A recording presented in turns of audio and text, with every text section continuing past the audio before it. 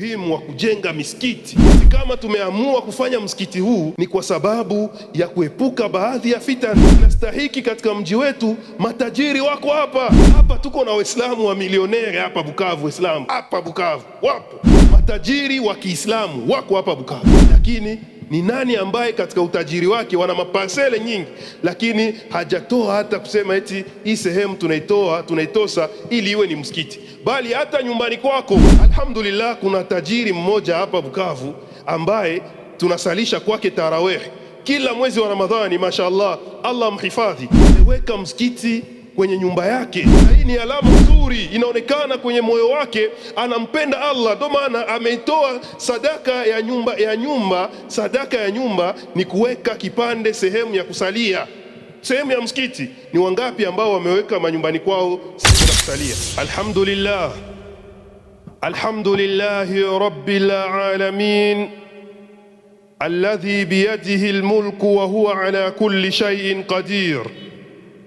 ثم الصلاة والسلام على من لا نبي بعده وهو محمد صلى الله عليه وسلم، عبد الله ورسوله وصفيه من خلقه وخليله، أدى الأمانة ونصح الأمة وكشف الله به الغمة وتركنا على المحجة البيضاء ليلها كنهارها لا يزيغ عنها إلا هالك، فصلوات ربي وتسليماته عليه هو وعلى آله وأصحابه الكرام ومن سار على نهجه المبارك وسلك طريقه إلى يوم الدين. أما بعد، watukufu waheshimiwa Waislamu, ama khutba yetu ya leo, siku ya Ijumaa, siku tukufu kabisa, siku tena sehemu tukufu kabisa katika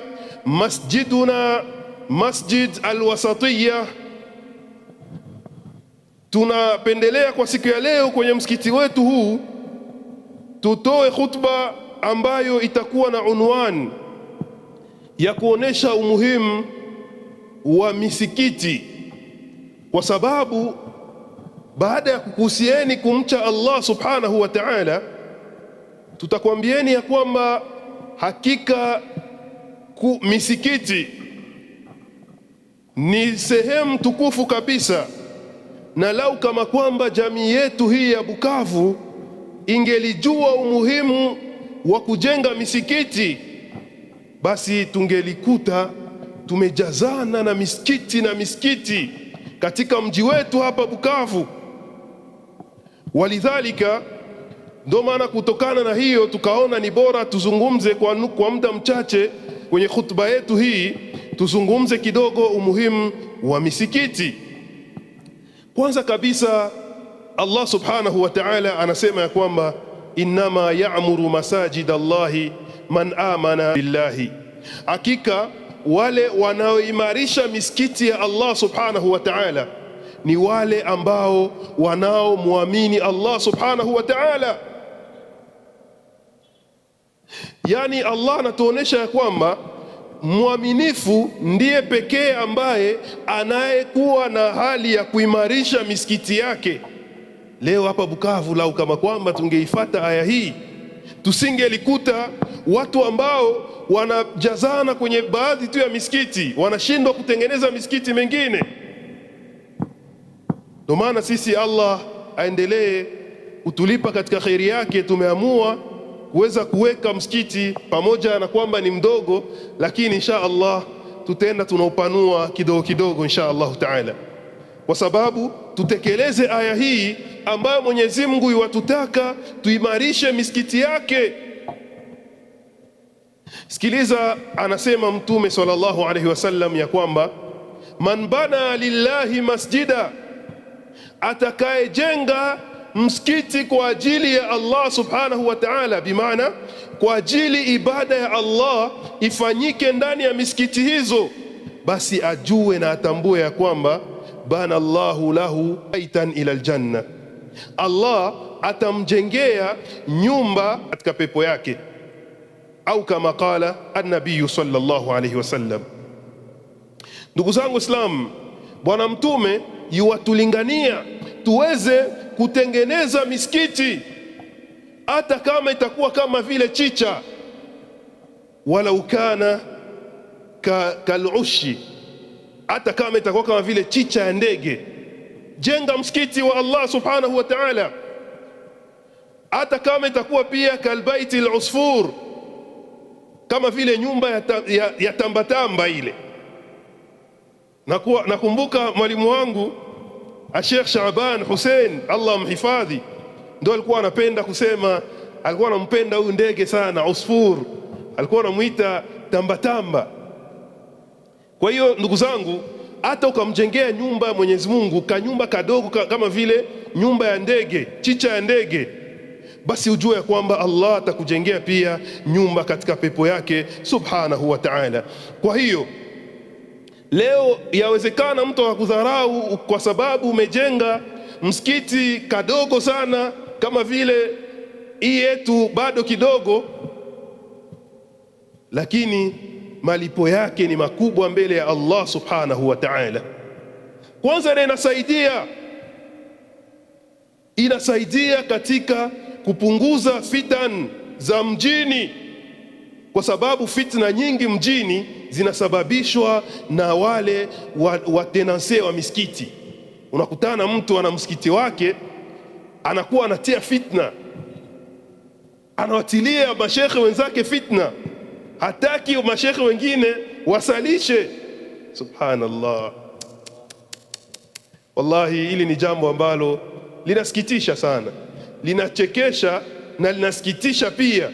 Linachekesha kuona mtu anajisumbua kweli kuanza kumfuatilia shekhe mwenzake, ule asisalishe fasi fulani, ule asifanye hivi na hivi. Wewe ni maneno yako wewe, mbona sio maneno yako? Ni maneno ya Allah subhanahu wa ta'ala. Allah anasema, waman adhlamu mimman manaa masajid Allahi an yudhkara fiha ismuhu wasaa fi kharabiha ulaika ma kana lahum an yadkhuluha illa khaifin lahum fi dunya khizyun wa lahum fil akhirati adhabun alim. Sijui kama mashekhe mnasomaga hizi aya suratul Baqara hiyo, utakuja kupata fedhea siku ya Kiyama. Wengine wanaanza kupata fedhea hapa duniani kwa sababu ya kuwakataza mashekhe wenzao kufanya kumtaja Allah katika baadhi ya misikiti, kumtaja Allah katika baadhi ya misikiti, katika misikiti zao. Yani wanaona kwamba ule shekhe, hapana, si atumpendake hapa. Sasa anakuja kuzungumza maneno yako wewe. Ndio maana ndugu zangu, tuone umuhimu wa kujenga misikiti. Sisi kama tumeamua kufanya msikiti huu ni kwa sababu ya kuepuka baadhi ya fitan, na hivi inastahiki katika mji wetu. Matajiri wako hapa, tuko na Waislamu wa milioneri hapa Bukavu. Waislamu hapa Bukavu wapo, tunao matajiri wa Kiislamu wako hapa Bukavu, lakini ni nani ambaye katika utajiri wake wana mapasele nyingi, lakini hajatoa hata kusema eti hii sehemu tunaitosa ili iwe ni msikiti? Bali hata nyumbani kwako, alhamdulillah, kuna tajiri mmoja hapa Bukavu ambaye tunasalisha kwake tarawih kila mwezi wa Ramadhani, mashaallah, Allah mhifadhi. Ameweka msikiti kwenye nyumba yake, na hii ni alama nzuri, inaonekana kwenye moyo wake anampenda Allah. Ndio maana ameitoa sadaka ya nyumba. Sadaka ya nyumba ni kuweka kipande sehemu ya kusalia, sehemu ya msikiti. Ni wangapi ambao wameweka manyumbani kwao sehemu za kusalia? Tutakuta ni wageni tu peke yao ndio wanatengeneza misikiti hapa, ama wanatosha sehemu zao, mastation, sehemu mbalimbali wanatia ili waweke sehemu ya watu kusalia miswala. Lakini sisi tunashindwa, kazi yetu ni fitna. Bali na wengine baada ya wale kutengeneza misikiti zao hivyo, wanakuja sasa kuziletea sa fitna ndani yake, fulani asifike hapa. Inna lillahi wa inna ilaihi rajiun. Kwa hiyo Mtume sallallahu alaihi wasallam akasema ya kwamba katika hadithi ya Abu Huraira ambayo katika Sahih Muslim, hadithi nambari 671, anasema ya kwamba ani nabii sallallahu alayhi wasallam qala, kutoka kwa nabii sallallahu alayhi wasallam amesema, ahabbul biladi ila Allahi masajiduha, hakika miji zinazopendeza mbele ya Allah subhanahu wa ta'ala, bimaana ardhi zinazopendeza mbele ya Allah ni masajiduha, misikiti zinazopatikana juu yake. Yani ili ardhi ipate thamani lazima juu yake pao msikiti. Wa abghadul biladi ila Allahi al aswaq, aswaq au aswaquha, na sehemu mbaya ambazo Allah hazitaki, anazichukia ni sehemu za masoko, kwa sababu pale ni biashara tu.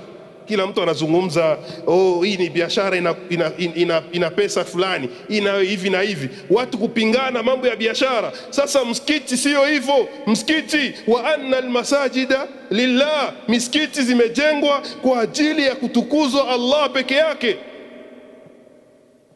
Ndugu zangu Islam, kwa hiyo hii ndio ilikuwa hutuba yetu ya leo, kuweza kuwahimiza Waislamu kuweza kufanya jambo zima la kujenga misikiti ili tusaidie kufanya ibada. Waislamu wanakuwa wengi, tuwakaribishie misikiti. Kuna wengine ni matari kuswala kwa sababu tu haoni sehemu ya yeye kusalia. Kwa kuwasaidia watu kama na hao ni kuwawekea misikiti karibu, kwa kutia miswala mbalimbali, na ikiwezekana zingine misikiti za Ijumaa kabisa kuziweka ili zipunguze pia fitna katika mji, insha Allah taala. Aqulu ma tasma'un wa astaghfirullah li wa lakum wa lisairil mu'minina min kulli dhambi. Tumombe Mwenyezi Mungu msamaha, hakika yeye ni mwingi wa msamaha na mrehemevu.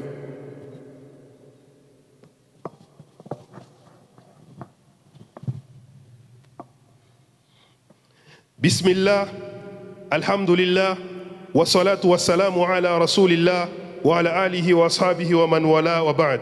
Watukufu waheshimiwa Waislamu, narudi tena mara ya pili nikikuhusieni bila kuisahau nafsi yangu kunako swala zima la kumcha na kumwokopa Allah subhanahu wa ta'ala. Na tufahamu ya kwamba endapo mwanadamu hatakuwa tayari kumwokopa Allah subhanahu wa ta'ala, basi mbele ya Allah huonekana uchi, hata kama atakuwa amevaa mavazi. Nafasi bora ya mtu ni kile kitendo cha kumcha na kumtii Mola wake subhanahu wa ta'ala. Tunamalizia hapo. Hutuba yetu ilikuwa ikizungumzia ubora wa kujenga misikiti, ubora wa kujenga misikiti kwenye msikiti wetu huu ambao tunaupenda sana, Masjid Al-Wasatiyya, barakallahu fikum, ambayo tunashirikiana na Sheikh Saidi Kiwafe katika da'wa ili tuendeleze jambo zima kama na hili. Na kwa mashekhe wote wanakaribishwa hapa msikitini kwetu. Sisi hatuna fitna, hatuna korosho na wowote ule. Mtu wote mwanataka kufikisha da'wa ya Allah anakaribishwa hapa msikitini kwetu bila ya shaka. Inna Allaha malaikatahu yusalluna ala nabi ya ayyuhalladhina amanu sallu alayhi wa sallimu taslima. Fayakfi an taqul Allahumma salli ala Muhammad wa ala ali Muhammad kama sallaita ala Ibrahim wa ala ali Ibrahim wa barik ala Muhammad wa ala ali Muhammad fil alamina innaka Hamidum Majid. Warda Allahumma anil khulafa'i ar-rashidin minhum Abu Bakr as-Siddiq wa Umar ibn al-Khattab wa Uthman ibn Affan wa Ali ibn Abi Talib wa baqiyatu min ashabi rasulillahi alladhina ما ذكرناهم رضي الله تعالى عنهم أجمعين إلى يوم الدين. اللهم أعز الإسلام والمسلمين وانصر عبادك الموحدين في الدين برحمتك أرحم الراحمين، وإنك على كل شيء قدير. لا تدرك الأبصار وأنت فردك تدرك الأبصار وأنت السميع البصير.